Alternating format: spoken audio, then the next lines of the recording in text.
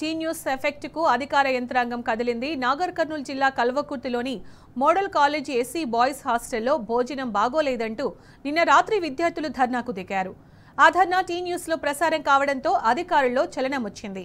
వెంటనే రంగంలోకి దిగిన అధికారులు తెల్లవారుజామునే హాస్టల్కు చేరుకొని విద్యార్థులను విచారించారు.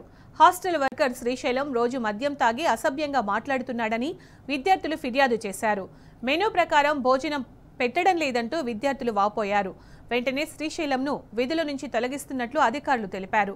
విద్యార్థుల ధర్నాపై విచారణ చేపట్టి నివేదికను కలెక్టర్కు అందజేస్తామని అధికారులు తెలిపారు. ఒక అడ్వర్టైజ్మెంట్ వచ్చింది. శ్రీశైలం అనే ఎస్సీ బాయ్స్ కాలేజ్ హాస్టల్లో కల్వకుర్తి, దాని మీద ఎంక్వైరీ చేయడానికి వచ్చాను. తీసుకున్నాను. అది తాగి అయినా సరిగా అన్నం పెట్టట్లేదు, ఏదో దురుసులు ఆడతాడు, ఏవో అంటుంటాడు. అన్నం పెట్టమంటే కూడా పెట్టకుండా వెళ్ళిపోయిందంట. దాని మీద పిల్లలంతా రోడ్డు మీదకి వచ్చి ధర్నా చేయడం జరిగింది. దాని మీద విజిట్ చూసుకుని రిపోర్ట్ రాసుకుంది.